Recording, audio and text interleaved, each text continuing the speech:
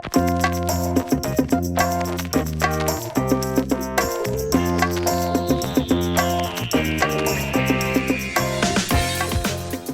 and welcome to episode 3 of Illustrator for Noobs, and today we're going to be doing simple shapes, and you'd be surprised what you can do just with those. I've gone over here, I've torn off this bits because we're going to be using them and it's much easier to just put it there while we're doing our thing. If you click on, say, rectangle, you end up making a rectangle. You can make any shape you want. But if you wanted it to be an exact square, you don't know for sure if that's an exact square. There's two ways you can do it. By the way, if you notice I move things around, you just press down the space bar and the little hand moves up, and when you click, it moves it around. Makes it very handy. If you wanted to do an exact square, as you draw, if you hold down the shift button, you end up with a complete proper square. So you can even see the measurements it tells you as you go along, and then you can do a square. If you wanted to do another, say for example, if you wanted another square on the inside and then you chose a different color, you can do, where you hold that down again, you can do it that way and put another one, but what you can do is you can see it already tells you where the center is. If you hold shift down, it'll do it off from that point, which is handy to know. But the other thing you can do is if you hold down alt as well, you can see it's exactly going out from the point of the center where you put your mouse click on the first time. So that's quite handy. If you select these, and you want to move these around and not lose the proportion in which they're you know, how they are together, you can go to, you can see your layers there. If you group them, so you can select those two, you can either do it by that or by doing that plus shift as we did before. You can go there and press group, so it's put that into a group there. The other thing you can do is Control or Command G. Very handy again to learn that keyboard shortcut. So now you've got this in a group, so it doesn't matter where you move it, it's always going to be together.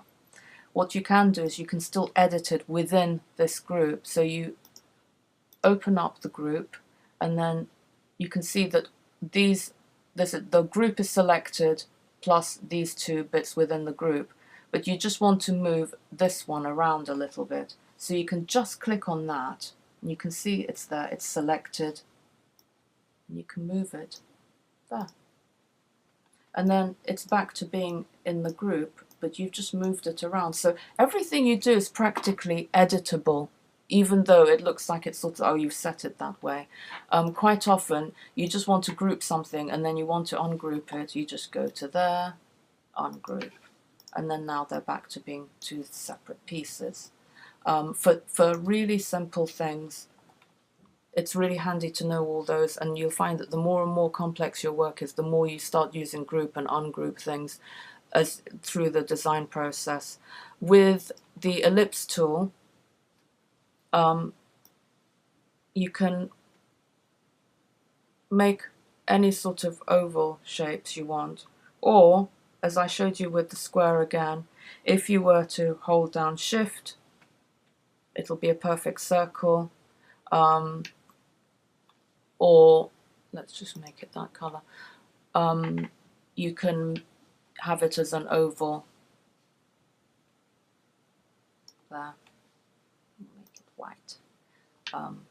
I did make the I did give it a slight stroke there. The fill is above, the stroke is below. That means that you can change the color of the fill to any color you want. If you were to click on this one, it brings the stroke forward, so that means on your swatches you can change, oops, I forgot to select it. You can change the stroke color to anything. The other thing is you can change the stroke size. There you go. But in this case, oops, I'm going to have it as 1, and I'll probably make it back to light grey. So you can still see white. You can even make the stroke color, I meant to say, just a little bit less than that, 0.5. So you can actually be really specific about the stroke size, so it's barely there. And then you can make an egg yolk, but you can see it's actually behind that. There's your egg yolk. You just click on that and you just move it up, and there you have a boiled egg. If you wanted to, let's say for example, just move these out of the way, you can actually give it a sort of a cartoony shadow by selecting this shape, and then if you were to do edit, copy, and then paste behind, because you get used to all the different layers, things like bits of paper stuck on top of each other. So then you go paste in back. So it's pasted it behind. So this piece, I'll show you the eyeball thing, but you won't be able to tell with that one because it's the exact same color. So the one behind, if we make the whole fill light grey and then remove that, that becomes, there's no stroke there. So the whole thing's become light grey, and then that is selected. So with my arrow keys, I'll just do it 2 up and 2 across. You can see there's a bit of a shadow. You can make it lighter or darker. And that's a really simple way of just saying, everyone can look at it and say, oh my god, that's half a boiled egg. You see there's the shadow there. We can do things with transparencies another time, but I hope it's given you a bit of an impression on the simple things you can make with shapes. The last thing I wanted to show you was about stars. Not this star. I made a mistake. It's this one. I wanted to, it's done set to 3 corners, but actually I wanted, let's say, a 5-pointed star. So you can either do that and it automatically brings that up, or you can actually draw one. If you press down Shift, it makes sure that it's upright, and if you hold down the Alt one, it becomes a classic star shape, and then there you've got a star. For doing triangles, perfect triangles, I tend to use the Polygon Tool. If you click on that, you can say how many sides you want it to be, and it'll be that size. But in this case, we want it to be a triangle. So there you have it. But you know, you want to make it slightly longer, so then what you can do is if you press V, so it pulls up the black arrow, you can make it into a longer one. So there you have it. You've got lots and lots of different things you can be doing.